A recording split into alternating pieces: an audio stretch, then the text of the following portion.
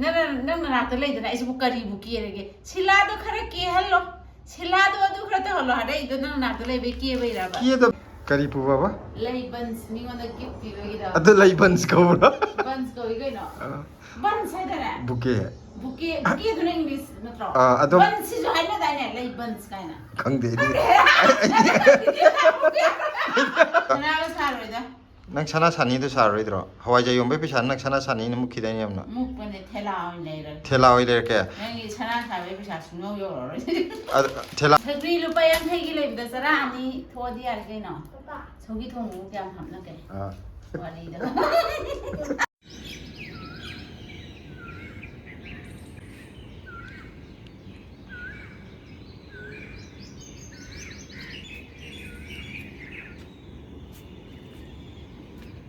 अखोई हौजिक pot packing की अमुक हौजरगे पैकिंग तौब अमुक हौजरगे पैकिंग तौद्रिङाइदा थुइथुइना मागी मखुट की कइनोजे mehndi संबजे अमता येंगोये ngarang mamanabigi mayum chatpada angang khara chawo lesabi jam le me mana sangbirapuni khunum di kada khunum du ro wow yam phajare khubakti yare ko yam phajare kange duga akoi ngasigi packing tawdori poche sidana maroi napakpi leire maroi napakpi je handakna aroi bani yolije loin phuktala abani khitang ka akoi gi sarukak thaname chanaba adudi yolaroi sidana nakupi leire nakupi bidi adum puthorakani madi lela ga adum leiba bonina napakpi ji akoi gi mara ji khara lidi pathan garni ko sida chana deba adudugi napakpi di pulak oina phukre sida nakupi leire ko nakupi di maya madam chai chu paswar wata adum puthokchege akoi ne sidai leingei haitare nduga sina phakpai leire aduga sidana mayang ton leire mayang ton je haidro mayang ton je sina mayang ton leire mayang ton je mayang mai te gi aseng trek seng ba du aseng ma mayang ton duni ko haidi ama desh ki masak yam phajabi chaw ba hybrid nungri nate khutai ni gi manam nungsi budune hana chaba mi na budi khangam bani chada ba mi da haijabane duga handak yendem di kitang ga puthok chare yendem je akoina khara yam puthok ya ga dawni handak je akoi chaman na puthok trin haidi nukti gi hawai thonge happy irole happy kam tak le mi se yam ha ga sa ba hawi ai yendem je chaman dana kaino chaman ba hai se nong tara ga dine akoina sa su du mem yam ni ko haidi hojikti saribni na poto phagat padu khara tapi ko nung sa je kanna saribni na sibokte yam kanna hona jarini nongmada akoina isingje liter kainogumбади chani yankhai chahumgi changdi ising chaiba ko koina nongmada ising chai je aduna akoina lei je oibagi ju kano tawune ising khara waba jaga dadi sumain thaba ngamoi aga ising je nong le ta aroi bini hujik sa matam ji chai je adu pusalakano paper shop to pusalakano pot to thito adu pusalak pa yade adu maina dum pai dia pusalakano sina paper shop ne ma khoi di khangde ma kaino da market chat pada mana ase saponi leyo khoina maya mo yoli mayang du dang kai na sibona da hai paper shop ne ma ne khangi short jeng bada adu me packing to ba hokjar age ko am khoina hojik yen kaino do sogri du na akon bada packing to ge ha je atai na te ko akhoi je cherang je hanagi du di leibu du di leiraga ngarang je leige na chatlaga ꯊꯕꯛ ꯑꯃ ꯂꯥꯛꯁꯟꯕꯗꯒꯤ ꯅꯨꯡꯗꯥꯡ ꯄꯨꯡ 12 ꯇꯥꯗꯣꯔꯦꯕ ꯍꯜꯂꯛꯄꯗ 10 ꯃꯈꯥꯏ ꯍꯦꯜꯂꯕ ꯑꯗꯨ ꯃꯇꯝꯗ ꯗꯨꯀꯥꯟꯗꯣ ꯂꯣꯏ ꯊꯣꯡ ꯂꯣꯟꯈꯤꯕꯒꯤ ꯂꯩꯕꯗ ꯐꯔꯛ ꯇꯥꯔꯦ ꯑꯗꯨꯅ ꯑꯔꯩꯕ ꯆꯦꯔꯪꯈꯩꯁꯤꯅ ꯅꯥꯀꯨꯞꯄꯤꯒꯨꯝꯕ ꯀꯔꯤꯒꯨꯝꯕꯁꯤꯗꯤ ꯂꯣꯏꯅ ꯄꯦꯛ ꯇꯧꯗ ꯌꯥꯗꯕꯅꯤꯅ ꯍꯥꯟꯅ ꯄꯦꯛꯀꯤꯡ ꯇꯧꯔꯒꯦꯕꯀꯣ ꯑꯗꯨꯒ ꯆꯦꯔꯪꯗꯣ ꯀꯣꯟꯅꯔꯒꯗꯤ ꯑꯃꯨꯛ ꯑꯩꯈꯣꯏꯅ ꯁꯧꯒ꯭ꯔꯤꯗꯨꯁꯨ ꯄꯦꯛꯀꯤꯡ ꯇꯧꯒꯦ ꯈꯟꯕ ꯃꯌꯥꯝꯅꯗꯤ ꯄꯨꯜꯂꯒ ꯃꯄꯨꯟ ꯃꯆꯥ ꯃꯆꯥ ꯑꯣꯏꯅ ꯇꯧꯅ ꯍꯥꯏꯕꯁꯨ ꯌꯥꯎꯋꯦꯕꯀꯣ ꯃꯄꯨꯟ ꯃꯆꯥ ꯃꯆꯥ ꯇꯧꯕꯗꯣ ꯑꯗꯨꯁꯨ ꯀꯥꯏꯗꯦ ꯑꯗꯨꯗ ꯑꯩꯈꯣꯏꯅ ꯄꯦꯛꯀꯤꯡ ꯇꯧꯅꯤꯡꯉꯤꯁꯤꯅ ꯄꯣꯠꯁꯦ fresh oina sum leibodo haidi kano cherang manungda hanjala packing to fengargadi aduga khogi mapun macha macha punbado khuideiba yamna adun yumdo oi taragadi ka sugai deba ko haidi sabagi jang jang khitnai na adugine ba haidi pot makta leibase akhoi su mangai re pairaga yingba boktra aduduna sum amam paine aduduna pathabagi jang do he ada sidadi sabagi khusa am tawunina kano tawgodra poche haidi loina patkhadi amu khuigardi nungaite dana ko adu chariba kanguduna ju fresh oina moina pujaragadi phai khudak ngasi khudakta hekpa por oiraju sigi saba khusa jidadi ngasi gi hekpa maloi doine adugine mayam ꯑꯗꯣ ꯌꯦꯡꯉꯒꯦ ꯆꯦꯔꯪ ꯀꯣꯟꯅꯗ꯭ꯔꯒꯗꯤ ꯎꯄꯥꯏ ꯂꯩꯇꯦ ꯄꯨꯟꯗꯣꯔꯤꯅꯦ ꯃꯄꯨꯟ ꯃꯆꯥ ꯃꯆꯥ ꯆꯦꯔꯪ ꯀꯣꯟꯅꯔꯒꯗꯤ packing ꯇꯧꯒꯦ ꯆꯦꯔꯪ ꯆꯪꯖꯔꯒꯁꯨ ꯀꯣ ꯀꯩꯅꯣ ꯇꯧꯕꯗꯣ ꯄꯣꯠꯇꯣ ꯐ꯭ꯔꯦꯁ ꯑꯣꯏꯅ ꯂꯩꯅꯅꯕ ꯑꯗꯨꯗꯤ ꯃꯌꯥꯝ ꯑꯩꯈꯣꯏ ꯄꯦꯛꯀꯤꯡ ꯇꯧꯕ ꯍꯧꯔꯦꯀꯣ ꯉꯁꯤꯒꯤ ꯈꯨꯂꯪꯒꯪ ꯄꯦꯛꯀꯤꯡ ꯍꯥꯏꯇꯥꯔꯦ ꯅꯥꯀꯨꯞꯄꯤꯗꯒꯤ ꯍꯧꯔꯦ ꯑꯩꯈꯣꯏꯒꯤ ꯑꯋꯥꯕ ꯍꯧꯃꯤꯟꯅꯔꯛꯄ ꯅꯥꯀꯨꯞꯄꯤ ꯃꯇꯝ ꯆꯨꯞꯄꯗ ꯃꯥꯗꯤ ꯆꯍꯤ ꯆꯨꯞꯄ ꯑꯗꯨꯝ ꯌꯥꯎꯗꯧ ꯂꯩꯔꯕꯅꯦ ꯅꯥꯀꯨꯞꯄꯤꯗꯤ ꯑꯇꯩꯗꯤ ꯑꯩꯈꯣꯏꯒꯤ ꯁꯤꯖꯟ ꯅꯥꯏ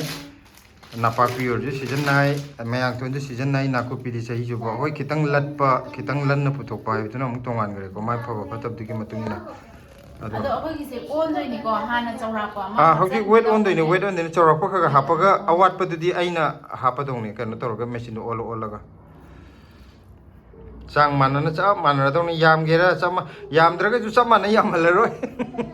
ꯌꯥꯝꯃꯒꯁꯨ ꯆꯞ ꯃꯥꯟꯅ ꯌꯥꯝꯍꯜꯂꯅꯤ ꯋꯦꯠꯇ ꯑꯣꯟꯗꯣꯔꯕꯅꯤꯅ ꯃꯌꯥꯝ ꯍꯥꯏꯗꯤ ꯑꯃꯅ ꯍꯦꯟꯕ ꯑꯃꯅ ꯋꯥꯠꯄꯗꯤ ꯇꯧꯔꯔꯣꯏ ꯑꯃꯁꯤ ꯀꯔꯤꯅꯣ ꯊꯥꯁꯤ ꯊꯥꯅ ꯍꯧꯔꯛꯏꯔꯥ ꯁꯥꯟꯅꯔꯤꯅꯤ ꯃꯇꯣꯟꯗ ꯑꯗ ꯑꯩꯅ ꯊꯑꯣꯏꯅ ꯂꯛꯅꯕꯅꯤꯗ ꯃꯌꯥꯡꯇꯣꯟꯁꯦ ꯍꯟꯗꯛꯅ ꯗꯕꯜꯒꯨꯝꯕ ꯑꯣꯏꯕ꯭ꯔꯥ ꯃꯃꯥꯡ ꯄꯨꯊꯣꯛꯄꯗꯨꯗꯒꯤ ꯁꯤꯅꯗꯤ ꯈꯔ ꯍꯦꯟꯗ꯭ꯔꯣ ꯑꯩꯅ ꯍꯟꯗꯛꯅ ꯈꯤꯇꯪ ꯍꯦꯟꯕ ꯃꯥꯜꯂꯦ ꯃꯌꯥꯡꯗꯒꯤ ꯌꯦꯡꯉꯁꯦ ꯑꯗꯨ ꯃꯃꯥꯡꯗ ꯇꯔꯦꯠꯂ ꯀꯩꯅꯣ ꯄꯨꯊꯣꯛꯄꯅꯦ ꯃꯌꯥꯡꯇꯣꯟ ꯃꯌꯥꯡꯊꯣꯟꯁꯦ ꯍꯞꯇꯥ ꯑꯅꯤꯗ ꯂꯥꯎ ꯏꯜꯂꯦꯀꯣ ꯑꯩꯈꯣꯏꯗꯤ ꯈꯔ ꯆꯥꯅꯕꯒꯤ ꯍꯥꯞꯄꯒꯤ ꯇꯥꯏꯞꯇ ꯈꯜꯂꯨꯔꯕꯅꯤ ꯑꯗꯣ ꯃꯥꯗꯤ ꯀꯩꯅꯣꯅꯦ ꯍꯧꯖꯤꯛ ꯀꯩꯅꯣ ꯇꯧꯔꯤꯉꯩꯁꯤꯗꯗꯤ ꯃꯇꯝꯁꯤꯗꯗꯤ ꯑꯃꯨꯛ ꯌꯥꯝ ꯊꯣꯛꯀꯗꯧꯕ ꯑꯗꯣ ꯈꯔ ꯂꯩꯗꯤ ꯑꯃꯨꯛ ꯂꯣꯏꯈꯤꯗꯣꯏꯅꯦꯕ ꯍꯥꯏꯗꯤ ꯁꯤꯖꯟ ꯅꯥꯏꯕꯅꯤꯅ ꯌꯦꯟꯗꯦꯝꯁꯦ ꯃꯌꯥꯝ ꯉꯁꯤꯗꯤ ꯃꯄꯨꯟ ꯑꯍꯨꯝꯒꯨꯝꯕꯗꯤ ꯊꯣꯛꯅꯕ ꯍꯣꯠꯅꯒꯦ ꯈꯤꯇꯪ ꯄꯤꯛꯀꯦꯔꯥ ꯆꯥꯎꯒꯦꯔꯥ ꯃꯄꯨꯟꯗ ꯈꯔ ꯍꯦꯟꯅ ꯊꯣꯛꯍꯟꯕ ꯍꯥꯏꯗꯤ ꯃꯃꯥꯡꯗ ꯃꯨꯟꯅꯕꯗꯨ ꯅꯨꯡꯉꯥꯏꯇꯦ ꯀꯣꯟꯅꯗꯕꯗꯣ ꯑꯗꯣ ꯑꯩꯈꯣꯏ ꯍꯧꯖꯤꯛ ꯄꯨꯊꯣꯔꯛꯏꯁꯤꯕꯨꯗꯤ ꯀꯣꯟꯅꯔꯣꯏꯕꯀꯣ ꯑꯗꯨ ꯑꯣꯏꯔꯁꯨ ꯍꯥꯏꯗꯤ ꯃꯃꯥꯡꯗ ꯐꯪꯍꯧꯗꯕ ꯀꯥꯡꯕꯨ ꯑꯣꯏꯅ ꯂꯧꯕꯤꯔꯣ ꯉꯁꯤꯅ ꯃꯃꯥꯡꯗ ꯐꯪꯍꯧꯕꯗꯨꯅ ꯃꯊꯪꯗ ꯑꯣꯏꯅ ꯂꯧꯕꯤꯔꯣ ꯑꯩꯈꯣꯏꯒꯤꯗꯤ ꯑꯗꯨꯗ ꯈꯪꯗꯦ ꯑꯍꯥꯟꯕ ꯂꯥꯛꯄ ꯃꯤꯅ ꯑꯗꯨꯝ ꯈꯨꯗꯣꯡꯆꯥꯕ ꯈꯪꯉꯦ ꯑꯗꯣ ꯀꯩꯅꯣꯅꯤꯗ ꯑꯩꯈꯣꯏꯒꯤ ꯅꯣꯡ ꯆꯨꯕ ꯈꯤꯇꯪ ꯍꯧꯔꯛꯈ꯭ꯔꯗꯤꯕꯀꯣ ꯄꯣꯠꯁꯦ ꯖꯔ ꯀꯥꯞꯈꯠꯂꯛꯑꯅꯤꯕ ꯍꯧꯖꯤꯛ ꯅꯣꯡ ꯆꯨꯕ ꯃꯇꯝ ꯅꯠꯇꯕ ꯅꯨꯡꯁꯥ ꯌꯥꯛ ꯂꯥꯎꯅ ꯁꯥꯕꯒꯤ ꯍꯦꯛꯇ ꯌꯩꯕ ꯁꯥꯕꯕꯨ ꯑꯃ ꯂꯩꯌꯦꯕꯀꯣ ꯑꯇꯩ ꯅꯠꯇꯦꯁꯦ ꯃꯈꯥꯗ ꯊꯥꯕ ꯑꯣꯏꯔꯗꯤ ꯃꯌꯥꯝꯒꯤ ꯆꯨꯝꯃꯦ ꯄꯨꯊꯣꯛꯄ ꯉꯝꯒꯗꯕꯅꯦ ꯑꯗꯣ ꯑꯩꯈꯣꯏꯅ ꯃꯊꯛꯇ ꯊꯥꯕꯅꯤꯅ ꯍꯋꯥꯏꯖꯩꯅꯦ ꯍꯥꯏꯕꯗꯤ ꯆꯨꯝꯃꯦ ꯑꯃꯁꯤꯅ ꯍꯣꯏ ꯍꯋꯥꯏꯖꯥꯔ ꯌꯣꯟꯕ ꯏꯅꯦꯅ ꯆꯨꯝꯃꯦ ꯑꯗꯨꯅ ꯃꯊꯛꯇ ꯊꯥꯕꯅꯤꯅ ꯑꯌꯨꯛꯇ ꯏꯁꯤꯡ ꯆꯥꯏꯔꯐꯥꯎꯗ ꯍꯧꯖꯤꯛꯀꯥꯟꯗꯤ ꯅꯨꯡꯗꯥꯡ ꯋꯥꯏꯔꯝ ꯀꯥꯈꯠꯂꯨꯕ ꯃꯇꯝꯗꯕ ꯀꯨꯏꯅ ꯆꯥꯏꯔꯛꯇꯕꯗꯧꯅ ꯂꯩꯕꯥꯛꯁꯦ ꯈꯪ ꯂꯥꯎꯕꯗꯧꯅ ꯄꯨꯡꯀꯪ ꯀꯪꯕꯖꯥꯠꯅꯤ ꯍꯧꯖꯤꯛꯇꯤ ꯁꯤꯟꯇꯦꯛꯁꯇ ꯌꯥꯎꯔꯤꯕ ꯏꯁꯤꯡꯁꯨ ꯈꯨꯗꯛꯇ ꯐꯠ ꯂꯧꯊꯣꯛꯑ ꯆꯥꯏꯕ ꯌꯥꯗꯦ ꯍꯥꯏꯗꯤ ꯏꯁꯤꯡꯗꯣ ꯑꯁꯥꯕ ꯑꯣꯏꯅ ꯌꯥꯎꯔꯕꯅꯤꯅ ꯑꯗꯨꯗꯨꯅ ꯀꯩꯅꯣ ꯇꯧꯔꯀꯥꯟꯗ ꯅꯨꯡꯗꯥꯡ ꯋꯥꯏꯔꯝꯒꯤ ꯏꯁꯤꯡ ꯇꯥꯔꯛꯄ ꯉꯥꯏꯔꯀꯥꯟꯗ ꯉꯔꯥꯡꯗꯤ ꯃꯌꯥꯝ ꯊꯥꯖꯒꯗ꯭ꯔꯥ ꯈꯪꯗꯦ ꯅꯨꯡꯗꯥꯡ ꯄꯨꯡ 12ꯗꯅꯦ ꯑꯩꯈꯣই ꯏꯁꯤꯡ ꯆꯥꯏꯔꯤꯁꯦ ꯀꯩꯒꯤꯅꯣꯗ ꯀꯩꯅꯣ ꯇꯧꯔꯛꯑꯦ ꯑꯩꯈꯣꯏꯅ ꯉꯔꯥꯡ ꯊꯕꯛꯈꯔ ꯆꯠꯇ ꯌꯥꯗꯕ ꯊꯕꯛ ꯈꯔ ꯆꯠꯊꯣꯛꯎꯕꯗꯒꯤ ꯌꯨꯝ ꯍꯜꯂꯛꯄꯗ ꯄꯨꯡ 12 ꯃꯌꯥ ꯇꯥꯁꯜꯂꯛꯑꯦ ꯑꯗꯩꯗꯤ ꯊꯣꯏꯊꯣꯏ ꯇꯨꯝꯅꯤꯡꯉꯦꯅ ꯃꯥ ꯇꯨꯝꯍꯜꯂꯒ ꯍꯤꯞꯍꯜꯂ ꯊꯅꯝꯃꯦ ꯑꯗꯨꯒ ꯁꯤꯂꯥ ꯏꯕꯥꯅꯤ ꯃꯊꯛ ꯀꯥꯔꯒ ꯅꯨꯡꯗꯥꯡ ꯄꯨꯡ 12ꯗꯨꯗ ꯏꯁꯤꯡ ꯆꯥꯏꯔꯤꯅꯦ ꯏꯁꯤꯡ ꯍꯦꯛ ꯆꯥꯏꯍꯧꯗꯕꯗꯨꯀꯣ ꯄꯣꯠꯀꯤ ꯐꯤꯕꯝꯁꯦ ꯍꯦꯛꯇ ꯐꯤꯕꯝ ꯁꯣꯛꯑꯦꯕ ꯂꯣꯏ ꯑꯏꯪꯕ ꯃꯇꯝꯗꯗꯤ ꯈꯔ ꯐꯩ ꯍꯧꯖꯤꯛꯇꯤ ꯂꯣꯏ ꯈꯨꯏꯊꯔꯒ ꯏꯚꯟ ꯒ꯭ꯔꯤन ꯅꯦꯠ ꯈꯜꯂꯐꯥꯎꯗ ꯑꯗꯨꯝ ꯁꯥꯏ ꯍꯥꯏꯕ ꯑꯗꯩ ꯑꯗ ꯍꯧꯔꯤꯕ ꯄꯣꯠꯁꯤꯅ ꯑꯃꯨꯛ ꯂꯩꯕꯥꯛ ꯑꯩꯈꯣꯏꯒꯤ ꯃꯈꯥꯗ ꯂꯩꯕꯥꯛꯇ ꯊꯥꯕ ꯑꯣꯏꯔꯗꯤ ꯑꯗꯨꯃꯥꯏꯅ ꯋꯥꯔꯣꯏꯕꯀꯣ ꯌꯨꯝꯊꯛꯇ ꯊꯥꯕꯅꯤ나 ꯑꯗꯨꯁꯨ ꯗꯦꯜꯂꯤꯒꯤ ꯅꯨꯡꯁꯥꯗꯤ ꯗꯦꯜꯂꯤꯗ ꯂꯩꯕ ꯃꯤ ꯈꯛꯇꯅꯗꯤ ꯈꯪꯕꯤꯔꯝꯒꯅꯤ ꯌꯨꯝꯒꯤꯅꯗꯤ ꯈꯪꯉꯝꯃꯣꯏꯀꯣ ꯍꯥꯏꯗꯤ ꯁꯥꯕꯒꯤ ꯆꯥꯡꯗꯣ ꯃꯥꯟꯅꯗꯕꯅꯤꯅ ꯑꯗꯨꯅ ꯑꯌꯨꯛꯇ ꯆꯥꯏꯔꯝꯃꯤꯅꯤ ꯏꯁꯤꯡꯁꯦ ꯑꯗꯨ ꯑꯣꯏꯇꯥꯔꯁꯨ ꯅꯨꯡꯗꯥꯡ ꯋꯥꯏꯔꯝꯁꯤꯗ ꯍꯦꯛꯇ ꯐꯤꯕꯝ ꯁꯣꯛꯑꯦꯕ ꯑꯗ ꯀꯔꯤ ꯍꯥꯏꯇꯥꯔꯦ ꯑꯩꯈꯣꯏꯅ ꯄꯥꯝꯕꯤꯁꯦ ꯑꯩꯈꯣꯏꯁꯨ ꯃꯤ ꯁꯥ ꯉꯥ ꯂꯣꯏꯕ ꯀꯥꯡꯕꯨꯅ ꯑꯩꯈꯣꯏꯒꯤ ꯍꯨꯏ ꯂꯣꯏꯕꯕꯨ ꯑꯣꯏꯔో ꯍꯧꯗꯣꯡ ꯂꯣꯏꯕꯕꯨ ꯑꯣꯏꯔో ꯑꯉꯥꯡ ꯗꯧꯅ ꯂꯨꯅ ꯇꯧꯖꯕꯅꯦꯕ ꯌꯥꯝ ꯅꯨꯡꯁꯤꯅ ꯑꯩꯈꯣꯏꯒꯤꯁꯨ ꯁꯨꯃꯥꯏꯅ ꯄꯥꯝꯕꯤ ꯊꯥꯕꯁꯤ ꯌꯥꯝꯅ ꯅꯨꯡꯁꯤꯕ ꯍꯥꯏꯇꯥꯔꯦ ꯅꯣꯡꯃꯒꯤ ꯎꯍꯧꯗꯕ ꯌꯥꯗꯦ ꯑꯗꯒꯤ ꯃꯣꯏꯅ ꯀꯪꯉꯤꯕ ꯈꯨꯀꯪ ꯌꯥꯝ ꯍꯥꯏꯗꯤ ꯀꯩꯅꯣ ꯇꯧꯕꯗꯣ ꯈꯨꯏꯗꯕꯗꯣ ꯀꯩꯅꯣ ꯇꯧꯗꯕꯒꯤ ꯅꯨꯡꯁꯥ ꯁꯥꯕꯒꯤ ꯑꯗ ꯉꯁꯤ ꯑꯌꯨꯛ ꯆꯥꯏꯕꯗꯣ ꯑꯃꯨꯛ ꯍꯦꯛꯇ ꯑꯍꯤꯡꯗꯣ ꯌꯥꯝ ꯈꯨꯏꯔꯒ ꯂꯦꯟꯒꯗꯕꯗꯣ ꯅꯨꯡꯉꯥꯏꯇꯕꯒꯤ ꯅꯨꯡꯗꯥꯡ ꯄꯨꯡ 12ꯗꯅꯤ ꯏꯁꯤꯡ ꯆꯥꯏꯔꯤꯁꯦ ꯌꯨꯝꯊꯪꯅꯕ ꯀꯔꯤꯅ ꯇꯥꯔꯗꯤ ꯀꯔꯤꯅꯣ ꯃꯣꯏ ꯃꯇꯩ ꯃꯅꯥꯎꯁꯦ ꯉꯥꯎꯔꯕ ꯈꯜꯂꯝꯗꯣꯏꯅꯦ ꯑꯗꯨ ꯑꯣꯏꯔꯁꯨ ꯅꯨꯡꯉꯥꯏꯇꯕꯗꯣ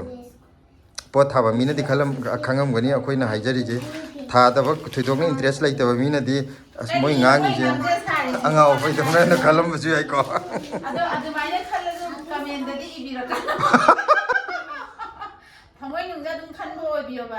ꯍꯥꯏꯗꯤ ꯑꯩꯈꯣꯏꯒꯤ ꯊꯧꯅꯥ ꯍꯥꯞꯄꯤꯒꯗꯕ ꯀꯃꯦꯟ ꯑꯣꯏꯅ ꯏꯕꯤꯔꯛꯑꯣ ꯃꯌꯥꯝ ꯕꯦꯠ ꯀꯃꯦꯟ ꯏꯅꯤꯡꯉꯒꯅꯅꯦ ꯑꯗꯨꯝ ꯇꯣꯛꯊꯣꯛꯄꯤꯌꯣ ꯕꯦꯠ ꯀꯃꯦꯟ ꯏꯅꯤꯡꯉꯁꯨ ꯑꯗꯨꯝ ꯏꯕꯤꯔꯛꯎ ꯀꯩꯁꯨ ꯀꯥꯏꯗꯦ ꯑꯩꯈꯣꯏ ꯁꯥꯏꯠꯇ ꯑꯗꯨꯝ ꯊꯝꯖꯒꯦ ꯀꯔꯤꯝ ꯈꯟꯗꯦ ꯑꯩꯈꯣꯏꯗꯤ ꯕꯦꯠ ꯏꯔꯛꯑꯁꯨ ꯆꯪꯉꯣꯏ ꯒꯨꯗ ꯏꯔꯛꯑꯒꯁꯨ ꯐꯔꯦ ꯀꯩꯅꯣ ꯅꯪ ꯑꯃꯨꯛ ꯇꯩꯁꯜꯂꯤꯗꯨꯅ ꯑꯗꯩꯗ ꯑꯣ ꯐꯂꯥꯡꯁꯦ ꯃꯥꯅ ꯐꯖꯅꯗꯤ ꯁꯤꯗꯣꯛꯄꯅꯦ ꯑꯩꯈꯣꯏꯗꯤ ꯑꯗꯨꯗꯤ ꯑꯩ ꯑꯣꯟꯕ ꯍꯧꯖꯤꯜꯂꯛꯑꯒꯦꯀꯣ ꯋꯦꯠ ꯑꯣꯟꯕ ꯍꯧꯖꯤꯜꯂꯛꯑꯒꯦ ꯅꯠꯇ꯭ꯔꯗꯤ ꯊꯦꯡꯊꯈ꯭ꯔꯅꯤ ꯑꯩꯈꯣꯏꯅ ꯍꯧꯖꯤꯛ ꯇꯧꯔꯤꯁꯦ ꯉꯁꯥꯏ ꯑꯌꯨꯛ ꯍꯧꯒꯠꯂꯛꯄꯗꯒꯤ ꯂꯦꯟꯊꯣꯛꯑꯝꯃꯦꯀꯣ ꯑꯗꯨꯒ ꯍꯧꯖꯤꯛꯁꯤꯅ ꯆꯥꯛ ꯏꯁꯤꯡ ꯂꯣꯏꯁꯜꯂꯦ ꯑꯗꯩ ꯏꯃꯨꯡ ꯃꯅꯨꯡꯒꯤ ꯇꯧꯕ ꯌꯥꯕ ꯇꯧꯔꯦ ꯑꯗꯨꯒ ꯀꯨꯀꯤꯡ ꯑꯃꯨꯛꯅꯦ ꯍꯧꯔꯛꯏꯁꯦ ꯁꯦꯠꯇꯤꯡ ꯇꯧꯕꯁꯦ TARE ꯍꯥꯏꯕ꯭ꯔꯥ TARE ꯍꯥꯏꯕ꯭ꯔꯥ ꯁꯤꯗꯩꯗ ꯅꯝꯃꯒ ꯖꯤꯔꯣꯗ ꯆꯠꯂꯦ ꯍꯥꯏꯕꯗꯨ ꯆꯨꯝꯃꯦ ꯑꯗꯣ ꯑꯩꯈꯣꯏꯗꯤ ꯍꯥꯟꯅ ꯈꯪꯗꯦ ꯍꯧꯖꯤꯛꯁꯨ ꯇꯧꯗꯕꯅꯤꯅ ꯑꯅꯧꯕ ꯉꯥꯛꯇꯅꯦ ꯑꯩꯈꯣꯏꯒꯤ ꯀꯔꯕꯥꯔꯁꯦ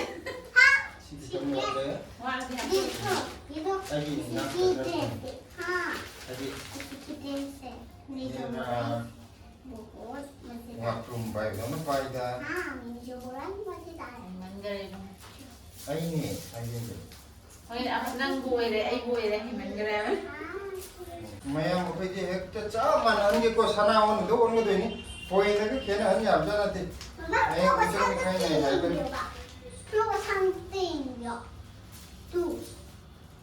Oh wow.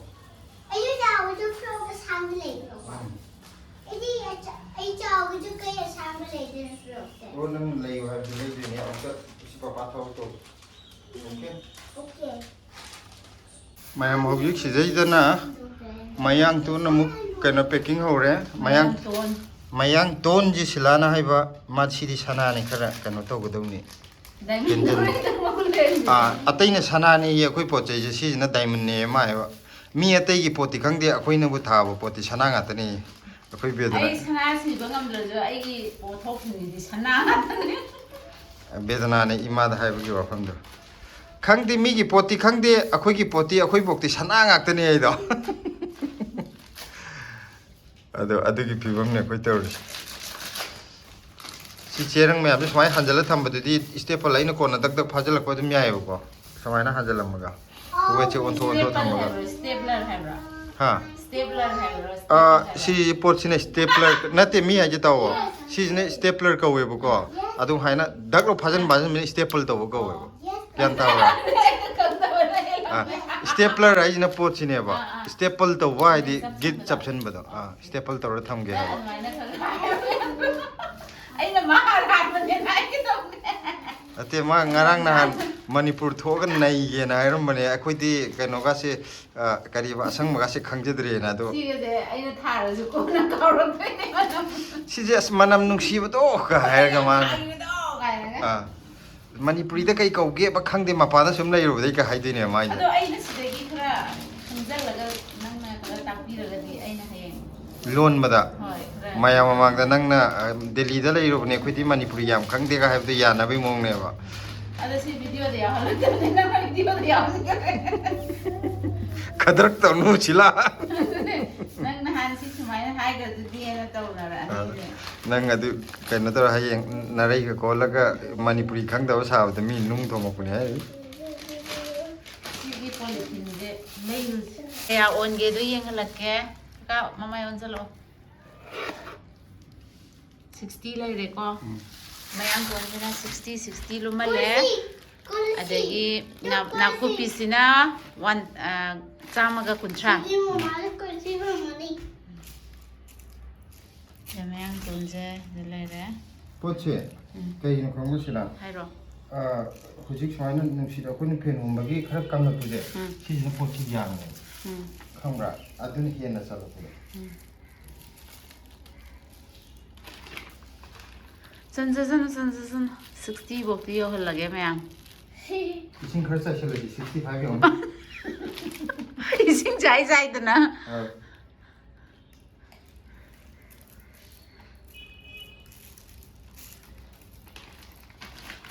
cherang ne na tange da khoi gi awaman jidi wajarajanu mayam kaim khanbidre cherang je quality yam phai ado mayam si gi cherang je mayam adum hundokra da bo nga ta ni ko adudi mayam thuje ni yam thok drai thok ti ꯁꯧꯒ꯭ꯔꯤꯁꯤꯗ ꯂꯩꯔꯦ ꯁꯧꯒ꯭ꯔꯤꯁꯦ ꯐꯅ ꯀꯩꯅꯣ ꯇꯧꯋꯦ ꯐꯅꯕꯨ ꯌꯥꯝ ꯊꯣꯛꯑꯦ ꯍꯥꯏꯗꯤ ꯁꯤ ꯑꯍꯥꯟꯕ ꯍꯦꯛꯄꯅꯦꯀꯣ ꯉꯁꯥꯏ ꯍꯦꯛꯄꯒꯤ ꯄꯠꯊꯕꯁꯨ ꯌꯥꯎꯔꯤ ꯉꯁꯤ ꯏꯁꯤꯡꯁꯤꯗꯪ ꯍꯦꯛꯆꯜꯂꯒ ꯐꯅ ꯃꯊꯛ ꯊꯪꯕꯗ ꯁ꯭ꯋꯥꯏꯗꯤ ꯀꯩꯅꯣ ꯇꯧꯗꯦ ꯀꯩꯅꯣꯒꯤ ꯀꯔꯤ ꯍꯥꯏꯔꯣ ꯁꯧꯒ꯭ꯔꯤꯁꯦ ꯑꯍꯥꯟꯕꯗ ꯑꯩꯈꯣꯏꯁꯦ ꯄꯨꯟꯒꯦ ꯈꯟꯅꯔꯝꯕꯗ ꯁꯤꯂꯥꯅꯁꯨ ꯌꯥꯗ꯭ꯔꯦ ꯍꯥꯏꯗꯤ ꯄꯣꯠꯁꯦ ꯈꯨꯏꯗꯕꯁꯦ ꯉꯁꯥꯏ ꯉꯥꯛꯇꯪꯁꯦ ꯑꯝꯇ ꯌꯦꯡꯉꯣ ꯁꯤ ꯂꯣꯏ ꯈꯨꯏꯗꯩꯌꯦꯕ ꯈꯨꯏꯊꯔꯤꯁꯦ ꯑꯗꯨꯅꯗꯤ ꯐꯤꯕꯝ ꯑꯃ ꯑꯗꯒꯤ ꯆꯥꯔꯔꯣꯏ ꯁꯤꯅ ꯄꯦꯛ ꯃꯅꯨꯡ ꯑꯣꯏꯅ ꯇꯧꯔꯒꯦ ꯊꯪꯕꯁꯤꯅ ꯌꯦꯡꯉꯣ ꯐ꯭ꯔꯦꯁ ꯄꯨꯔꯥ ꯑꯣꯏꯔꯒ ꯂꯩꯌꯦꯕ ꯍꯦꯛꯇ ꯉꯥꯏꯔꯤꯕꯗꯧ ꯇꯧꯕꯗꯣ ꯑꯗꯨꯗꯨꯅ ꯃꯌꯥꯝ ꯄꯦꯛꯀꯤꯡ ꯇꯧꯔꯒ ꯄꯦꯛꯀꯤꯡ ꯇꯧꯔꯒꯦ ꯍꯥꯏꯗꯤ ꯆꯦꯔꯪꯒꯤ ꯄꯩꯁꯥ ꯈꯔ ꯆꯪꯖꯔꯁꯨ ꯄꯣꯠꯇꯣ ꯈꯤꯇꯪ ꯀꯅꯥꯅꯣ पुलिस की भैया ना अंकल ना टीटी तो रहे हैं बाकी बाइक हो चसजन माले जो चाहे ना जगह चाहते मीजे थबक चलिनी कनो अदुदि मयाम हौजिक सौगरी पेक तौबा होरागे नंग हालो सौगरीसे का ग्राम 50 अमायना ओइन दौस नंगना कनो तौदो खरा हापोओबुको हापइबा चांगदो हाइफेट चौराको येंगबदजु पैकेट तो येंगजेबा ग्राम लेपथोक्तबिदा अदो 50 बोरजु 50 बु खरा हेलजु अदुदि मा चल्लिबा चांगदो येंगजे हाबा मैम सौगरीसे तांगल लगे सुनिया यारो माना हाइबा अइना लौरो पोट लैबा लाकप्रबु नंग माने नुंग थोमजरमने नो आइदि मिचामना त लाकन नुंगजु खरा चाव पारकदोइरा नंग जंग सौगरी लुपा 50 गी लेबदा सरा अनि थोदि यार कैनो सौगी थोंगु क्याम हामना के वारीदा मयाम तुम कैम हापके चारा अंदा हापा तुम दल पाएं के योल लो पजे ना तो पचौंगा दी थोकन अदो अखैना सुंगा दे सियो लक्तोइ कैनो कैनो नंगना तौनिंगी दना मामी जुबु पे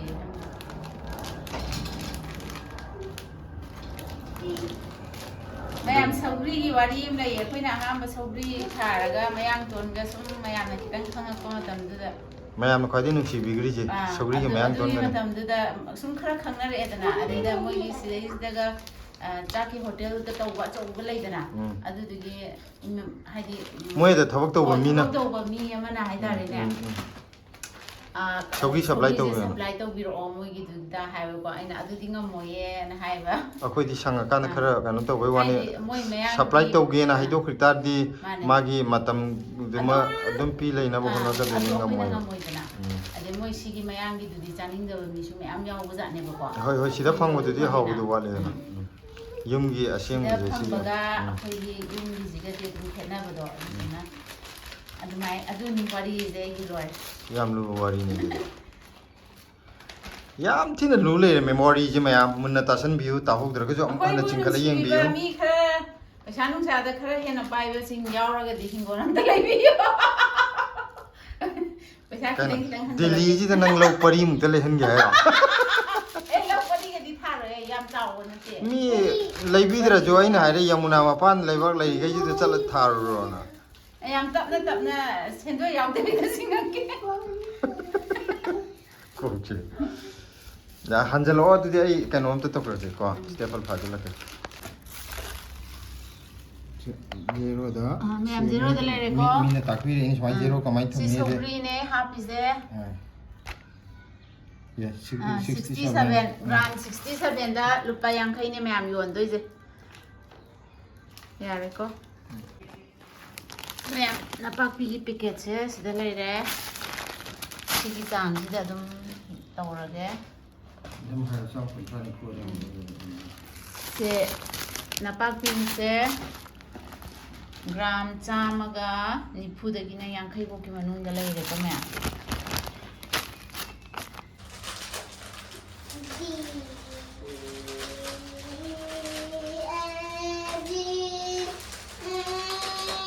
हम हौजिक नाकुपीजना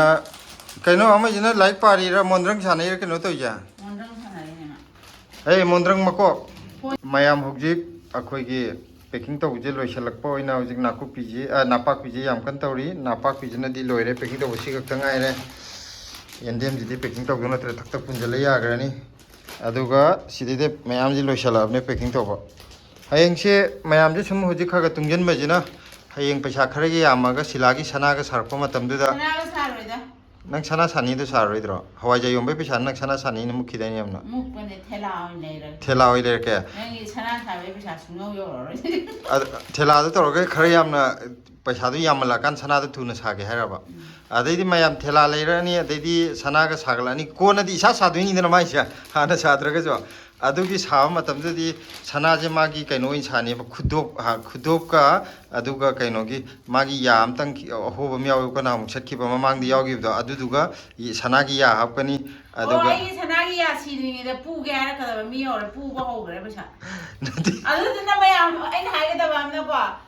ꯑꯦꯀꯥꯎꯟꯗ ꯄꯩꯁꯥ ꯁꯨꯡꯀꯥ ꯀꯥꯞꯄꯤꯒꯅꯨ ꯀꯦꯁ ꯄꯨꯕꯤꯔꯛꯑꯣ ꯑꯦꯀꯥꯎꯟꯗ ꯄꯩꯁꯥ ꯀꯥꯞꯄꯁꯤ ꯃꯥ ꯁꯨꯡꯄꯤ ꯄꯤꯊꯣꯔꯛꯇꯦ ꯋꯥ ꯂꯣꯏꯔꯦ ꯅꯠꯇꯦ ꯑꯩꯅ ꯍꯥꯏꯅꯤꯡꯉꯤꯁꯤꯅ ꯃꯥꯒꯤ ꯍꯌꯦꯡ ꯃꯌꯥ ꯑꯍꯣꯕꯗꯨ ꯁꯅꯥꯒꯤ ꯌꯥ ꯑꯃ ꯍꯥꯞꯄꯅꯤ ꯑꯣ ꯁꯅꯥꯒꯤ ꯌꯥꯒ ꯁꯤꯔꯔꯣꯏ ꯑꯗꯩꯗꯤ ꯌꯥꯔꯗꯤ ꯐꯥꯛ ꯐꯥꯛꯇꯅ ꯎꯅꯤ ꯈꯨꯗꯣꯞ ꯑꯁꯤꯗꯤ ꯂꯤꯛ ꯑꯣꯏꯔꯁꯨ ꯉꯛꯁꯦ ꯅꯠꯇꯦ ꯎꯔꯅꯤ ꯈꯨꯠꯇ ꯁꯤꯔꯁꯨ ꯈꯨꯠꯇ ꯎꯔꯅꯤ ꯑꯩꯅ ꯍꯥꯏꯅꯤꯡꯉꯤꯁꯦ ꯑꯗꯨꯗ ꯇꯥꯔꯛꯀꯗꯣꯏꯅꯦ ꯃꯥꯏ ꯌꯥꯗꯨꯃ ꯁꯅꯥꯒꯤ ꯍꯥꯞꯄꯅꯤ ꯑꯗꯒꯤ ꯈꯨꯗꯣꯡꯒ ꯁꯥꯅꯤ ꯂꯤꯛ ꯀꯩꯗꯨꯗꯤ ꯑꯇꯩꯗꯤ ꯀꯣꯟꯅ ꯁꯥꯅꯤꯕꯀꯣ ꯐꯨꯔꯤꯠ ꯀꯩꯀꯩ ꯑꯊꯥ ꯑꯔꯥꯛ ꯂꯤꯠꯄ ꯃꯇꯝ ꯂꯥꯛꯀꯗꯣꯏꯅꯤꯅ ꯃꯤꯅꯒ ꯏꯕꯦꯝꯃ ꯅꯪꯒꯤ ꯄꯦꯀꯦꯠꯁꯦ ꯀꯌꯥ ꯀꯌꯥꯅꯣ ꯍꯥꯏꯕꯗꯣ ꯃꯥꯅ ꯃꯌꯥꯁꯦ ꯀꯃꯥꯏꯅ ꯍꯥꯏꯗꯣꯏꯕ ꯌꯥꯗꯣ ꯀꯥꯏꯊꯣꯛꯑꯒ ꯑꯗꯣ ꯃꯥꯁꯨ ꯃꯌꯥꯁꯦ ꯌꯥꯝ ꯊꯨꯗꯦꯛ ꯇꯥꯔꯦ ꯑꯗꯨꯒ ꯄꯩꯁꯥꯗꯨꯅ ꯀꯃꯥꯏꯅ ꯇꯧꯗꯣꯏꯕ ꯅꯠꯇꯦ ꯄꯣꯠ ꯃꯌꯥꯝꯁꯦ ꯑꯗꯨꯃꯥꯏꯅ ꯍꯥꯏꯔꯔꯣꯏ ꯍꯥꯏꯅ ꯁꯤꯅ ꯌꯥꯡꯈꯩ ꯁꯤꯅ ꯌꯥꯡꯈꯩ ꯈꯨꯠꯇꯨ ꯇꯤꯡꯊꯣꯛꯑꯒ ꯑꯗꯒꯤ ꯍꯨꯃꯥꯡꯁꯦ ꯁꯧꯒ꯭ꯔꯦꯗ ꯇꯧꯕꯒꯤ ꯃꯑꯣꯡꯗ ꯀꯃꯥꯏꯅ ꯇꯧꯗꯣꯏꯅꯣꯕ ꯍꯨꯃꯥꯡ ꯁꯧꯒ꯭ꯔꯦ ꯑꯩ ꯃꯉꯣꯟꯗꯩ ꯈꯔ ꯇꯝꯗ ꯌꯥꯔꯔꯣꯏ ꯁꯦ ꯃꯥꯅ ꯍꯨꯃꯥꯡ ꯁꯧꯒ꯭ꯔꯦꯗ ꯃꯈꯨꯠ ꯍꯨꯃꯥꯡ ꯁꯧꯒ꯭ꯔꯦꯗ ꯇꯧꯍꯟꯗꯣꯏ ꯈꯔꯗꯤ ꯅꯩꯗꯣꯔꯤ ꯑꯩꯁꯨ ꯂꯣꯏꯅ ꯍꯩ ꯀꯩꯅꯣ ꯑꯗꯨꯒꯤ ꯇꯥꯡꯀꯛꯇꯣ ꯍꯧꯖꯤꯛ ꯌꯧꯅꯕꯅꯦ ꯑꯩꯈꯣꯏꯅ ꯍꯣꯠꯅꯔꯤꯁꯦ ꯁꯤ ꯄꯣꯠ ꯃꯌꯥꯝꯁꯦ ꯑꯝꯇ ꯌꯦꯡꯕꯤꯌꯨ ꯁꯤ ꯌꯥꯝ ꯐ꯭ꯔꯦꯁ ꯑꯣꯏꯕꯅꯦꯕ ꯇꯧꯔ ꯂꯣꯏꯁꯤꯜꯂꯛ ꯃꯥꯅꯤꯀꯣ ꯄꯦꯀꯦꯠ ꯑꯅꯤꯒꯨꯝꯕ ꯊꯣꯛꯈꯤꯗ꯭ꯔꯥ ꯑꯃꯅ ꯌꯥꯗꯧ ꯃꯥꯜꯂꯦ ꯀꯦꯁ ꯄꯨꯔꯛꯀꯅꯨ ꯀꯦꯁ ꯄꯨꯔꯛꯑꯗꯤ ꯃꯥꯒꯤ ꯑꯦꯀꯥꯎꯟꯗ ꯑꯗꯨꯝ ꯂꯩꯔꯒ ꯀꯦꯁ ꯄꯨꯔꯛꯀꯅꯨ ꯑꯩ ꯃꯌꯥꯝ ꯀꯦꯁ ꯄꯨꯕꯤꯔꯛꯑꯣ ꯍꯥꯏꯅ ꯃꯥ ꯁꯨꯡꯂꯧ ꯂꯧꯊꯣꯛꯁꯤ ꯌꯥꯗꯦꯕ ꯄꯩꯁꯥ ꯂꯧꯊꯣꯛꯄꯁꯦ ꯃꯥꯒꯤ ꯁꯦ ꯁꯨꯃꯥꯏꯅ ꯇꯧꯔꯗꯤ ꯁꯦ ꯃꯌꯥꯝ ꯑꯩꯈꯣꯏꯒꯤ ꯄꯣꯠ ꯂꯩꯕꯗ ꯂꯥꯛꯄꯤꯕ ꯅꯨꯄꯤ ꯃꯌꯥꯝ ꯀꯦꯁ ꯑꯣꯏꯅ ꯄꯨꯕꯤꯔꯛꯑꯣ ꯑꯗꯨꯒ ꯅꯨꯄꯥ ꯂꯥꯛꯄꯁꯤꯡꯅ ꯀꯩꯅꯣꯗ ꯀꯥꯞꯄꯤꯔꯛꯑꯣ ꯖꯤꯄꯦꯗ ꯅꯨꯄꯥꯅ ꯑꯌꯥꯝꯕ ꯑꯗꯨꯝ ꯅꯨꯄꯥꯁꯨ ꯂꯥꯛꯑꯦ ꯅꯠꯇꯦ ꯅꯨꯄꯥꯅ ꯑꯌꯥꯝꯕ ꯂꯥꯛꯄ ꯃꯥꯜꯂꯦ ꯚꯤꯗꯤꯑꯣ ꯌꯦꯡꯕꯗꯤ ꯅꯨꯄꯤꯅ ꯌꯦꯡꯉꯦ ꯄꯣꯠ ꯂꯩꯕꯗꯤ ꯅꯨꯄꯥꯅ ꯂꯥꯛꯑꯦ ꯅꯠꯇꯦ ꯊꯥꯔꯛꯄ ꯑꯣꯏꯔꯝꯃꯗꯤ ꯃꯥꯏ ꯅꯨꯄꯤꯅ ꯊꯥꯔꯛꯄ ꯑꯣꯏꯔꯝꯗꯣꯏꯅꯦ ꯑꯗꯣ ꯄꯣꯠ ꯂꯩꯕ ꯂꯥꯛꯄꯗꯤ ꯅꯨꯄꯥꯅ ꯍꯦꯜꯂꯦ ꯍꯥꯏꯕꯅꯦ ꯚꯤꯗꯤꯑꯣ ꯌꯦꯡꯕꯅ ꯅꯨꯄꯤꯅ ꯍꯦꯟꯕ ꯃꯌꯥꯝ ꯅꯨꯄꯥꯁꯨ ꯑꯩꯒꯤ ꯃꯤꯆꯪ ꯆꯪꯕꯤꯌꯣ ꯑꯗꯨꯗꯤ ꯅꯨꯄꯥꯗꯤ ꯑꯌꯥꯝꯕ ꯑꯩꯉꯣꯟꯗꯗꯤ ꯆꯪꯕꯅꯤꯁꯦ ꯌꯦꯡ ꯇꯥꯔꯦ ꯀꯃꯦꯟꯗꯒ ꯅꯨꯄꯥꯒꯤ ꯁꯞꯄꯣꯔꯠ ꯀꯥꯏꯅꯒ ꯅꯨꯄꯥꯗ ꯑꯣꯏꯅ ꯄꯤꯕꯤꯌꯨ ꯀꯥꯏ ꯋꯥꯍꯩꯗꯣ ꯅꯨꯄꯤꯗ ꯑꯣꯏꯅ ꯄꯤꯕꯤꯌꯨ ꯀꯥꯏ ꯍꯥꯏꯕꯒ ꯃꯥꯜꯂꯦ ꯑꯃꯨꯛꯀ ꯍꯟꯅꯒꯁꯨ ꯄꯥꯔꯤꯌꯦ ꯑꯩꯅ ꯑꯗꯨꯗꯨꯒ ꯅꯨꯄꯥꯗ ꯑꯣꯏꯅ ꯄꯤꯕꯤꯌꯨ ꯀꯥꯏ ꯅꯣꯛꯄꯗ ꯅꯨꯡꯉꯥꯏ ꯃꯌꯥꯝ ꯁꯤ ꯑꯩ ꯁ꯭ꯇꯦꯄꯜ ꯑꯝꯇ ꯐꯥꯖꯤꯟꯒꯦ ꯋꯦꯠ ꯑꯝꯇ ꯁꯠ ꯑꯣꯟꯊꯣꯔꯛꯈꯤꯒꯦ ꯅꯄꯥꯛꯄꯤꯁꯤ ꯑꯃ ꯀꯩꯅꯣ ꯍꯦꯟꯗꯣꯛꯈ꯭ꯔꯗꯤ ꯅꯨꯡꯉꯥꯏꯔꯣꯏ ꯁꯅꯥ ꯑꯣꯟꯕꯗꯣ ꯑꯣꯜꯂꯛꯀꯗꯣꯏꯅꯤ ꯃꯌꯥꯝ ꯑꯗꯨꯝ ꯍꯥꯏꯔꯛꯑꯣ ꯍꯜꯂꯣ ꯃꯌꯥꯝ ꯍꯧꯖꯤꯛ ꯄꯦꯛꯀꯤꯡ ꯇꯧꯕ ꯂꯣꯏꯔꯦ ꯑꯗꯨ ꯃꯁꯤꯡ ꯑꯃꯨꯛ ꯊꯤꯔꯛꯑꯒꯦꯀꯣ ꯃꯁꯤꯡꯁꯦ ꯀꯌꯥ ꯊꯣꯛꯏꯁꯦ ꯁꯧꯒ꯭ꯔꯤꯗꯩ ꯍꯥꯟꯅ ꯍꯧꯔꯒꯦ ꯃꯌꯥꯝ 1 2 ꯑꯗꯨꯒ ꯑꯩꯈꯣꯏꯒꯤ ꯁꯧꯒ꯭ꯔꯤꯁꯤꯗ ꯐꯛꯄꯥꯏ ꯈꯤꯇꯪ ꯑꯃ ꯍꯥꯞꯄꯦꯀꯣ ꯃꯌꯥꯡꯇꯣꯟꯗꯁꯨ ꯃꯌꯥꯡꯇꯣꯟꯁꯨ ꯃꯌꯥꯡꯇꯣꯟꯒ ꯁꯧꯒ꯭ꯔꯤꯒꯗ ꯐꯛꯄꯥꯏ ꯈꯤꯇꯪ ꯑꯣꯏꯅ ꯍꯥꯞꯄꯦ ꯇꯣꯉꯥꯟꯅ ꯑꯦꯛꯁꯇ꯭ꯔꯥ ꯍꯥꯞꯇꯣꯛ ꯍꯥꯞꯆꯤꯟ ꯇꯧꯕꯗꯣ ꯑꯗ ꯃꯇꯝ ꯐꯔꯛ ꯌꯥꯝ ꯇꯥꯏꯌꯦꯕ ꯑꯗꯨꯝ ꯌꯥꯝꯕꯗꯤ ꯅꯠꯇꯦ ꯃꯇꯣꯟ ꯑꯅꯤ ꯑꯍꯨꯝ ꯈꯛꯇꯅꯤ ꯑꯗꯨ ꯂꯣꯏ ꯁꯨꯅꯕ ꯍꯥꯞꯄꯛꯄꯅꯤꯅ ꯐꯅꯌꯥꯝ ꯑꯗꯨꯝ ꯆꯪꯉꯤ ꯄꯦꯀꯦꯠꯇ ꯑꯣꯏꯇꯥꯔꯗꯤ ꯑꯗꯨ ꯄꯦꯀꯦꯠ ꯑꯅꯤꯃꯨꯛꯇꯤ ꯑꯗꯨꯝ ꯊꯣꯛ ꯌꯥꯅꯤꯕ ꯑꯗꯨ ꯑꯣꯏꯇꯥꯔꯁꯨ ꯄꯦꯀꯦꯠ ꯑꯅꯤꯗꯣ ꯊꯣꯛꯇꯣꯛ ꯁꯔꯨꯛꯄꯨꯗꯤ ꯃꯌꯥꯝꯗ ꯈꯤꯇꯪ ꯍꯥꯞꯄꯤꯈ꯭ꯔꯒꯦꯅ ꯑꯗꯨꯃꯥꯏꯅ ꯈꯔ ꯍꯥꯞꯄꯕꯅꯤ ꯃꯁꯤꯡ ꯊꯤꯔꯒꯦꯀꯣ 1 2 ꯅꯪ ꯍꯥꯞꯄꯗꯣ ꯑꯝꯇ ꯎꯠꯂꯧꯅꯦ ꯃꯇꯣꯟꯗ ꯈꯤꯇꯪ ꯎꯔꯤꯗꯣ ꯃꯈꯥꯗ ꯎꯔꯤꯗꯣ ꯁꯤꯗꯩꯗ ꯃꯆꯨ ꯑꯃ ꯂꯩꯒꯦ ꯍꯣꯏ ꯌꯥꯝ ꯍꯩꯔꯕꯅꯤ ꯁꯨꯝ ꯄꯦꯛꯀꯤꯡ ꯇꯧꯔꯛꯄꯗꯒꯤ 2 ꯑꯁꯤꯗꯤ ꯋꯦꯠ ꯑꯣꯟꯕꯗ ꯌꯥꯎꯈꯤꯕ ꯅꯠꯇꯦꯀꯣ ꯇꯣꯉꯥꯟꯅ ꯋꯦꯠ ꯑꯣꯟ ꯂꯣꯏꯔ ꯃꯇꯨꯡꯗ ꯍꯥꯞꯄꯅꯤ 3 4 5 6 9 10 11 sisu 11 siga mayang thonga manare ka 14 ani ama 11 ani ama aduga yende mapun ahumanga sondana yendem lere yendem dam to ulokse pulaktari oh pullo adu hana pullo punna rusutali ane ai poraban ꯅꯪꯒꯤꯁꯦ photo ꯀꯥꯞꯅꯕ ꯑꯝꯇ ꯁꯤꯜꯂꯛꯎꯁꯦ ꯍꯟꯗꯛ ꯑꯩꯈꯣꯏ ꯍꯧꯖꯤꯛ ꯀꯩꯅꯣ ꯇꯧꯕ ꯂꯣꯏꯁꯤꯜꯂꯛꯑꯕꯅꯤꯀꯣ ꯅꯪ ꯑꯗꯨꯗꯤ ꯗꯨꯔꯒꯥ ꯄꯨꯖꯥꯒꯤ ꯗꯨꯔꯒꯥ ꯂꯥꯟ ꯃꯥꯜꯂꯦ ꯃꯇꯥꯏ ꯃꯇꯥꯏꯗꯤ ꯅꯦꯝꯕꯅꯤꯗ ꯑꯉꯥꯡ ꯑꯣꯏꯔꯤꯉꯩꯗ ꯑꯩꯈꯣꯏꯅ ꯗꯨꯔꯒꯥ ꯄꯨꯖꯥꯒꯤ ꯗꯨꯔꯒꯥ ꯂꯥꯟ ꯃꯌꯥꯝ ꯐꯣꯇꯣ ꯑꯝꯇ ꯀꯥꯞꯆꯔꯛꯀꯦꯀꯣ ꯀꯔꯤ ꯄꯨꯕꯕ lei buns mingona gift pibagida ꯑꯗꯨ ꯂꯩ ꯕꯟꯁ ꯀꯧꯕ꯭ꯔꯣ buns koi kaino buns haidare ꯕꯨꯀꯦ buke duna english natro ꯑꯗꯣ buns sisu haina daine lei buns kaina ꯈꯪꯗꯦ ꯉꯁꯤ ꯑꯍꯥꯟꯕ ꯇꯥꯏꯌꯦ ꯂꯩ bunch buke haisina kano du natro ai sisu chumangani ye ꯑꯗꯣ ꯂꯩ ꯕꯟꯁ ꯍꯥꯏꯁꯦ ꯌꯨꯝꯂꯣꯝꯗꯒ ꯍꯥꯏꯅꯕ꯭ꯔꯥ ꯈꯪꯗꯦ ꯑꯩ ꯈꯪꯗꯦ ꯑꯝꯇ ꯇꯥꯗ꯭ꯔꯤ ꯉꯁꯤꯅ ꯑꯍꯥꯟ ꯇꯥꯏꯌꯦ ꯃꯌꯥꯝ ꯕꯨꯀꯦ ꯄꯤꯕ ꯀꯥꯏ ꯂꯩ ꯕꯟꯁ ꯌꯥꯝ ꯅꯥꯟꯅ ꯊꯣꯛꯂꯛꯄ ꯍꯥꯏꯇꯥꯔꯦ ꯀꯔꯤꯑꯕ lei buns ya tanindra ꯁꯦ ꯀꯩꯅꯣꯁꯦ ꯂꯣꯏꯁꯤꯜꯂꯒꯦ ꯚꯤꯗꯤꯑꯣꯁꯦ ꯃꯇꯥꯡ ꯈꯤꯇ ꯂꯣꯏꯁꯤꯟꯖꯔꯒꯦ ꯐꯣꯇꯣ ꯑꯝꯇꯪ ꯑꯩꯈꯣꯏ ꯀꯥꯞꯈꯤꯒꯦ ꯁꯤꯒꯩꯁꯤꯅ ꯉꯁꯤ ꯄꯦꯛ ꯇꯧꯔꯤꯁꯦ ꯃꯁꯤꯡ ꯊꯤꯕꯗꯤ ꯌꯥꯎꯈ꯭ꯔꯦꯀꯣ ꯌꯥꯝ ꯍꯧꯖꯤꯛ ꯍꯋꯥꯏꯖꯥꯔ ꯄꯦꯛꯀꯤꯡ ꯇꯧꯕ ꯂꯣꯏꯁꯤꯜꯂꯛꯑꯦ ꯁꯤꯂꯥꯅ ꯃꯥꯏ ꯃꯄꯥꯗ ꯃꯥꯅ ꯈꯔ ꯌꯥꯝ ꯇꯧꯕ ꯁꯥꯟꯅꯅꯕꯅ ꯉꯁꯤ ꯑꯩꯅ ꯁꯨꯅꯤꯡꯗ ꯇꯥꯔꯒꯗꯤ ꯇꯧꯔꯤ ꯃꯌꯥꯝꯗꯤ ꯇꯧꯈꯤꯗ꯭ꯔꯣ ꯅꯨꯡꯉꯥꯏꯅ ꯅꯪꯅ ꯄꯨꯁꯜꯂꯛꯄꯗꯣ ꯐꯝꯃꯒ ꯆꯥꯔꯒ ꯍꯤꯞꯄꯒ ꯏꯆꯥ ꯈꯔ ꯁꯦꯟꯅꯔꯒ ꯑꯗꯨꯝ ꯂꯩꯅꯤ ꯍꯦꯛꯇꯧꯔ ꯁꯨꯅꯤꯡꯗꯕ ꯀꯅꯥꯒ ꯆꯥꯡꯗꯝꯅꯒꯦ ꯍꯥꯏꯅ ꯑꯩ ꯅꯨꯡꯁꯥ ꯗꯤꯜꯂꯤꯒꯤ ꯅꯨꯡꯁꯥꯁꯤꯗ ꯍꯤꯡꯒꯣꯜ ꯀꯣꯏ ꯉꯝꯃꯤꯁꯦ ꯌꯥꯝ ꯐꯔꯕꯅꯤ ꯗꯤꯜꯂꯤꯗ ꯂꯥꯛꯑꯗꯤ ꯃꯤꯈꯩꯁꯦ ꯅꯨꯡꯉꯥꯏꯅ ꯅꯪꯅ ꯄꯨꯁꯜꯂꯒ ꯅꯨꯡꯉꯥꯏꯅ ꯆꯥ ꯌꯥꯔꯤꯕꯅꯤ ꯅꯪ ꯁꯨꯡꯁꯨ ꯁꯨꯅꯤꯡꯗ꯭ꯔꯒ ꯑꯩꯅ ꯅꯨꯡꯉꯥꯏꯅ ꯀꯃꯥꯏꯅ ꯄꯨꯁꯜꯂꯛꯀꯗꯣꯏꯅꯣ ꯅꯪ ꯅꯨꯡꯉꯥꯏꯅ ꯄꯨꯁꯜꯂꯛꯀꯅꯤ ꯈꯜꯂꯤꯔꯕ ꯇꯥꯅꯤꯡꯗꯦ ꯅꯪꯒꯤꯗꯨꯗꯤ ꯚꯤꯗꯤꯑꯣ ꯅꯝꯃꯝꯗꯥꯏꯁꯤꯗ ꯀꯩꯅꯣꯒꯤ ꯍꯋꯥꯏꯖꯥꯔ ꯃꯌꯥꯝꯁꯦ ꯃꯥꯏ ꯃꯄꯥ ꯆꯤꯡꯁꯤꯟꯈ꯭ꯔꯒ ꯃꯥ ꯄꯦꯛꯀꯤꯡ ꯇꯧꯕ ꯁꯥꯈꯤ ꯉꯁꯥꯏꯗꯩ ꯋꯥ ꯅꯣꯝꯃꯤꯅꯦ ꯑꯗꯩꯗ ꯅꯨꯡꯉꯥꯏꯇ ꯊꯝꯕꯤꯔꯤꯅꯦꯕ ꯁꯨꯅꯤꯡꯗꯦ ꯍꯦꯛ ꯇꯧꯔꯒ ꯁꯨꯅꯤꯡꯗꯦ ꯀꯔꯤꯅꯣꯕ ꯁꯨꯗꯣꯏꯁꯦ ꯑꯩꯅ ꯇꯦꯔꯦꯁꯇ ꯈꯨꯝꯄꯥꯛ ꯑꯃ ꯍꯤꯡꯒꯣꯜ ꯀꯣꯏꯔꯤꯁꯦ ꯁꯤ ꯁꯨꯅꯤꯡꯗꯕꯒꯤ ꯃꯍꯩꯔꯕ ꯑꯁꯦꯡꯕ ꯅꯪꯁꯦ ꯀꯩꯅꯣ ꯃꯍꯤꯡ ꯀꯥꯒꯩ ꯍꯤꯡꯒꯣꯜ ꯀꯣꯏ ꯂꯩꯔꯦ ꯃꯤꯅ ꯃꯀꯦ ꯁꯦꯝ ꯂꯩꯔꯦ ꯑꯩꯅ ꯃꯍꯤꯡ ꯀꯥꯅꯕ ꯃꯀꯦ ꯁꯦꯝꯕꯁꯦ ꯊꯣꯛꯑꯔꯣꯏ ꯀꯩꯗꯧꯕꯩ ꯊꯣꯛꯑꯣꯏꯗꯣꯏꯅꯣ ꯀꯔꯤ ꯅꯪ ꯅꯅꯥꯛ ꯂꯩꯕꯗꯤ ꯐ꯭ꯂꯣꯞ ꯆꯠꯂꯦꯕ ꯑꯩ ꯏꯅꯥꯛꯁꯤꯗ ꯂꯩꯕꯗꯤ ꯅꯠꯇ꯭ꯔꯣ ꯅꯪ ꯃꯌꯥꯝꯅ ꯈꯔ ꯊꯥꯒꯠꯄꯤꯗꯣ ꯍꯣꯏ ꯌꯥꯔꯦ ꯊꯥꯒꯠꯇꯕꯤꯗ ꯑꯣꯏꯅ ꯂꯩꯔꯝꯃꯅꯦ ꯑꯩ ꯏꯅꯥꯛꯇ ꯂꯩꯔꯝꯃꯗꯤ ꯅꯪꯈꯔ ꯅꯃꯥꯏ ꯅꯃꯤꯠ ꯌꯦꯛꯁꯜꯂꯒ ꯃꯔꯩ ꯈꯔ ꯀꯣꯜꯂꯒ ꯃꯅꯤꯄꯨꯔꯤ ꯍꯩꯕ ꯍꯩꯇꯕ ꯅꯪ ꯅꯅꯥꯛꯇ ꯂꯩꯕꯗꯒꯤ ꯏꯃꯥꯏ ꯃꯤꯠꯁꯤꯗꯤ ꯁꯨꯡꯌꯦꯛ ꯌꯦꯛꯇ꯭ꯔꯦ ꯃꯌꯥꯝꯅ ꯊꯤ ꯉꯥꯡꯉꯛꯄꯗꯨꯔꯣ ꯅꯪ ꯄꯥꯝꯃꯤꯁꯦ ꯊꯤꯅ ꯀꯅꯥ ꯉꯥꯡꯕ ꯀꯅꯥ ꯄꯥꯝꯕ꯭ꯔꯥ ꯑꯩꯈꯣꯏ ꯀꯥꯆꯤꯟ ꯒꯣꯌꯥꯗ ꯇꯨꯃꯤꯟꯅ ꯂꯩꯖꯒꯦ ꯃꯤꯉꯣꯟꯗꯁꯨ ꯂꯥꯟꯖꯔꯣꯏ ꯀꯥꯏ ꯀꯥꯆꯤꯟ ꯂꯩꯒꯦ ꯅꯪ ꯅꯅꯥꯛꯇ ꯂꯩꯗꯅ ꯑꯩꯁꯤꯕꯨ ꯀꯔꯤꯕꯨ ꯀꯦꯔꯒꯦ ꯁꯤꯂꯥꯗꯣ ꯈꯔ ꯀꯦꯍꯜꯂꯣ ꯁꯤꯂꯥꯗꯣ ꯑꯗꯨ ꯈꯔ ꯇꯧꯍꯜꯂꯣ ꯍꯥꯏꯔꯛꯏꯗꯣ ꯅꯪ ꯅꯅꯥꯛꯇ ꯂꯩꯕꯩ ꯀꯦꯕꯩꯔꯕ ꯀꯦꯗꯕꯗꯤ ꯅꯠꯇ꯭ꯔꯣ ꯃꯌꯥꯝꯅ ꯁꯤꯂꯥꯁꯤ ꯌꯥꯝ ꯆꯝꯃꯤ ꯅꯨꯡꯁꯤꯌꯦꯅ ꯌꯥꯔꯦ ꯍꯥꯏꯗꯣ ꯇꯥꯅꯤꯡꯗꯦ ꯅꯃꯥꯏ ꯅꯃꯤꯠꯀ ꯌꯦꯛꯁꯜꯂꯒ ꯃꯅꯤꯄꯨꯔꯤꯒ ꯍꯩꯇꯕ ꯁꯥꯔꯒ ꯅꯪ ꯀꯩꯅꯣ ꯇꯧꯗꯣꯏꯔꯕ ꯌꯥꯝꯅ ꯂꯦꯝꯕ ꯁꯥꯏꯔꯕ ꯋꯥ ꯉꯥꯡꯕꯅ ꯖꯣꯏ ꯑꯣꯏꯌꯦ ꯉꯁꯥꯏꯗꯒꯤ ꯃꯥꯅ ꯍꯋꯥꯏꯖꯥꯔ ꯄꯦꯛꯀꯤꯡ ꯇꯧꯕ ꯁꯥꯒꯦ ꯍꯥꯏꯁꯤꯗ ꯍꯋꯥꯏꯖꯥꯔ ꯇꯥꯔꯝꯕꯅꯤ ꯃꯌꯥꯝ ꯑꯃꯁꯤ ꯏꯟꯖꯜꯂꯛꯑꯣ ꯍꯥꯏ ꯃꯈꯣꯡ ꯆꯥꯡꯅ ꯇꯦꯛꯊꯣꯛꯑꯒ ꯈꯣꯡꯁꯤ ꯌꯥꯗ꯭ꯔꯦ ꯑꯗ ꯃꯥꯅ ꯉꯔꯥꯡ ꯀꯣꯏ ꯄꯨꯕꯤꯕꯗ ꯈꯣꯡꯗꯤ ꯏꯁꯤꯡ ꯍꯥꯜꯂꯦ ꯂꯣꯏꯔꯦ ꯀꯌꯥꯝ ꯌꯥꯝ ꯄꯨꯔꯝꯃꯅꯤꯗꯣ ꯈꯜꯂꯣ ꯀꯣꯏ ꯄꯨꯔꯦ ꯑꯃꯗ ꯑꯃꯨꯛ ꯄꯨꯏ ꯑꯃꯗ ꯑꯃꯨꯛ ꯄꯨꯏ ꯑꯗꯒꯤꯗꯤ ꯃꯆꯥꯁꯤꯗꯤ ꯋꯥꯔꯅꯤꯅ ꯃꯤ ꯑꯇꯣꯞꯄꯗ ꯊꯩꯗꯣꯛꯑꯝꯃꯦ ꯑꯗꯨꯒ ꯑꯩꯗꯤ ꯋꯥꯕꯁꯤꯗꯤ ꯗꯔꯀꯥꯔ ꯑꯣꯏꯗꯦꯗ ꯑꯃꯗ ꯑꯃꯨꯛ ꯀꯥ ꯃꯅꯨꯡꯗ ꯅꯣꯡꯉꯥꯕꯗꯤ ꯅꯨꯃꯤꯠ ꯇꯥꯕ ꯐꯝꯃꯒ ꯃꯥ ꯀꯩꯅꯣ ꯇꯧꯅꯤ ꯃꯁꯥꯁꯦ ꯇꯨꯝꯕ ꯉꯝꯃꯔꯣꯏꯅ ꯈꯣꯡꯅ ꯈꯔ ꯆꯠꯍꯟꯕꯅꯦ ꯋꯥꯀꯤꯡ ꯄꯨꯕꯅꯦ ꯑꯗꯨꯒ ꯃꯥ ꯋꯥꯀꯤꯡ ꯆꯠꯍꯜꯂꯦ ꯍꯌꯦꯡꯗꯩꯗꯤ ꯋꯥꯀꯤꯡ ꯆꯠꯂꯁꯨ ꯑꯣꯛꯇꯣꯗ ꯑꯣꯏꯅ ꯆꯠꯁꯤ ꯀꯩꯅꯣꯗ ꯔꯦꯄꯤꯗꯣ ꯀꯛꯀꯦ ꯋꯥꯀꯤꯡ ꯆꯠꯅꯕ ꯑꯣꯛꯇꯣꯗ tumba heman gitu na sarung ngata kaya. Wah makum caca dia. Tidak, hajiti sara amnina. Adum pibam je adum urakani habenida. Natraga nang hajiti sara amnina esim samne biyo nang ganda poro wakin cana ba. Nate mang sayim hai chana tintu na tu. Adu pen na mamai onjal la bai sada. Hummaga. Hajiki ne automatic hak pa dong ni sayim chana tintu ga mai mapa da onjal le da pen ma sada. Waking chana da.